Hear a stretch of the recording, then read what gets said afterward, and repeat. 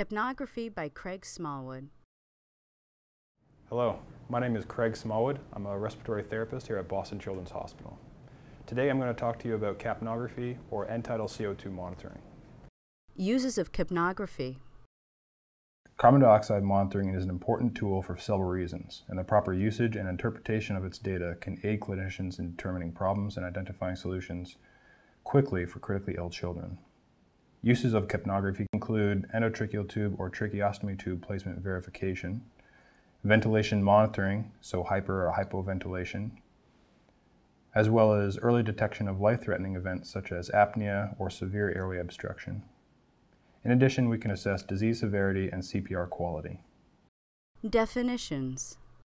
Strictly speaking, capnography refers to the graphical display of the partial pressure or concentration of carbon dioxide plotted against time. Capnometry, on the other hand, refers to the display of the numeric value of the fraction or partial pressure of carbon dioxide during a normal respiratory cycle. However, when we're in the ICU, we typically refer to capnography to include all of the interpretation, not only the graph, but the numeric display, but as well as the technology. End-tidal CO2 refers to the carbon dioxide detected at end exhalation using a CO2 monitor. This can be displayed as a partial pressure, millimeters mercury, or a concentration, fractions or percentages. And of course, the partial pressure of arterial oxygen is an important concept when we talk about capnography as well.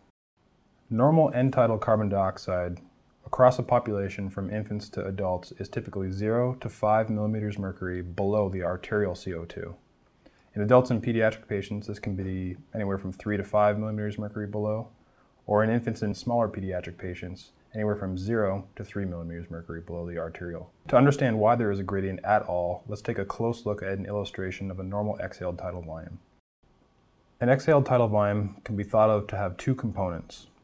The first component is the dead space volume.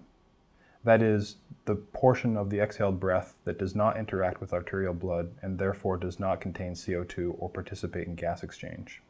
There are three components that comprise the dead space volume. The first is the airway, or the conducting airway's dead space. This is usually the volume of the trachea, the right and left mainstem bronchi, and any other conducting airways that don't have alveoli.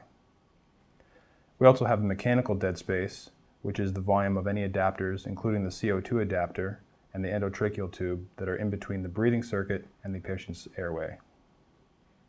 We also have alveolar dead space. Because the lung is not a perfect system, there are some component of alveoli that are not participating in gas exchange.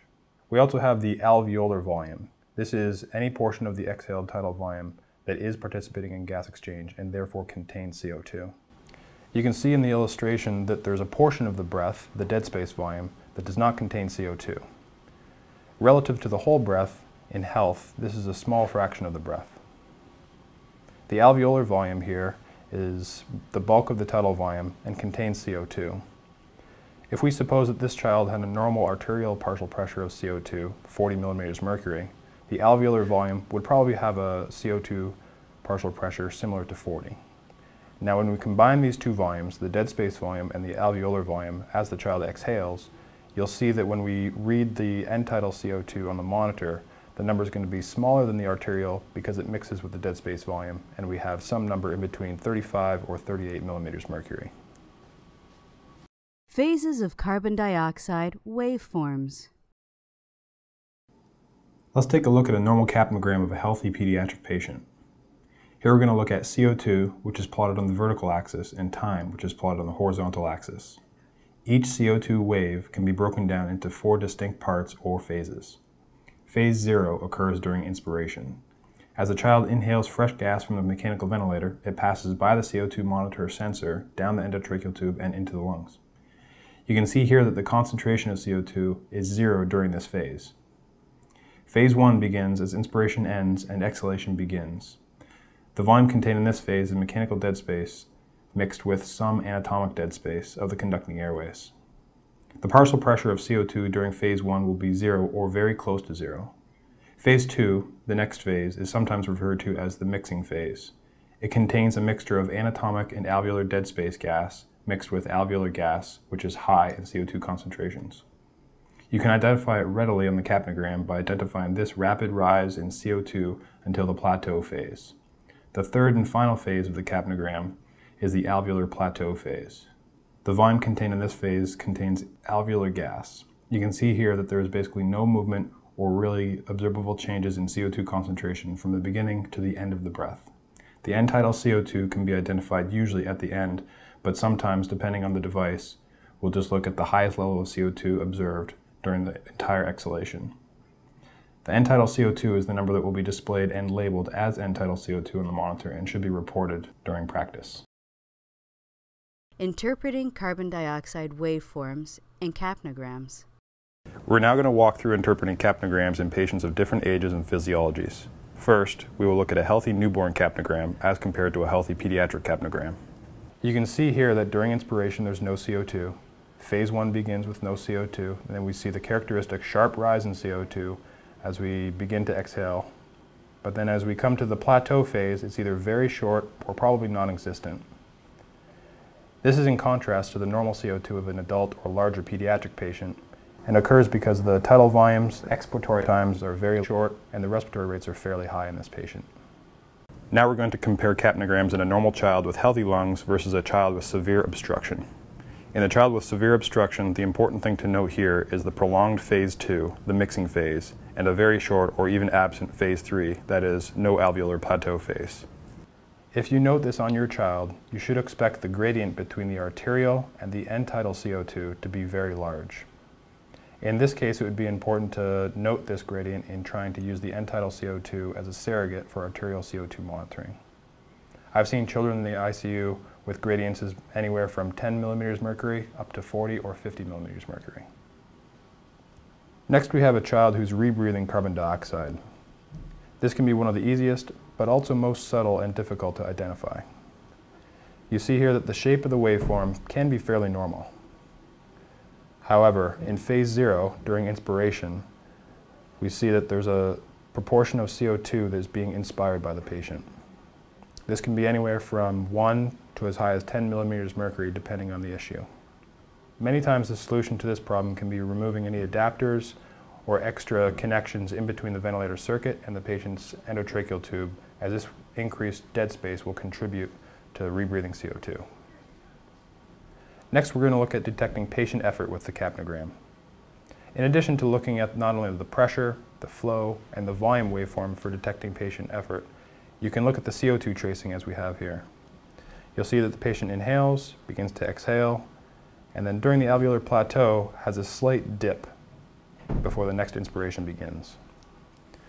What can happen during mechanical ventilation is that a child is fairly sedated or sometimes even sleepy and their efforts aren't large enough to trigger the ventilator. In this case, you'll see the slight dip during exhalation that would be characteristic of patient ventilator dysynchrony. In this case, you may want to revisit your trigger sensitivity on the ventilator and adjust it as necessary. Next, we have a child with one of my favorite findings in the capnogram due to cardiac oscillations. You can see here again, we begin things normally with the phase 0, 1, 2, and even phase 3 looks pretty normal until we get to this portion of the capnogram that it has a characteristic descending wave pattern. You'll notice that these waves appear to be regular. This can occur as a small amount of gas is moved or oscillated by the heart as it contracts during controlled ventilation. This is not necessarily a concerning finding during typical controlled ventilation, with one important caveat. If the child has a chest tube, especially if active air leak is present, or if the chest tube is to vacuum, then you may have a similar finding on the capnogram that will be occurring because of the amount of volume that's being bled out the chest tube and not through the airways. Lastly, and very importantly, I'd like to spend just a moment talking about intubation and using CO2 monitoring to verify placement. Once the laryngologist has placed the breathing tube, you can attach the CO2 monitor and manual bag and deliver a few breaths. You'll want to pay close attention to the capnogram. If the CO2 signal is 0 or very close to 0, the endotracheal tube may be placed in the esophagus. It's important to note that you should deliver at least 3 to 4 breaths before making this determination, as some CO2 may be found in the stomach and fool you. If the breathing tube has been placed appropriately in the trachea, you should get a nice phase 0, 1, 2, 3 just like a normal capnogram, and that will confirm placement of your endotracheal tube. Another important use for capnography is for monitoring during chest compressions. The AHA guidelines for ACLS recommend using quantitative waveform capnography in intubated patients during CPR. PALS guidelines also recommend using capnography for this purpose. This allows providers to monitor CPR quality, optimize chest compressions, and detect return of spontaneous circulation. As long as the patient is not overventilated, the end-tidal CO2 measurement is a surrogate for chest compression quality. High-quality chest compressions result in a low normal end-tidal CO2 level, generally in the range of 20 to 25 or greater, is associated with high-quality chest compressions. Low end-tidal CO2 levels may indicate low cardiac output and pulmonary blood flow. Per PALS guidelines, measurement of an end-tidal CO2 value less than 15 millimeters of mercury during CPR indicates that the quality of chest compressions needs improvement. Furthermore, a sharp rise of end-tidal CO2 to normal or higher levels is associated with return of spontaneous circulation. This increase is an early indicator of improvement in blood flow. That concludes our video on capnography. Please help us improve the content by providing us with some feedback. What did or didn't you like about this video?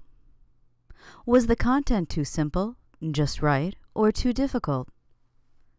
Was the length too short, just right, or too long? Any additional comments? You can either click the Start a New Discussion button and type in feedback, or send us an email at openpediatrics@childrens.harvard.edu. Note, feedback is not required to complete this activity in the guided learning pathway.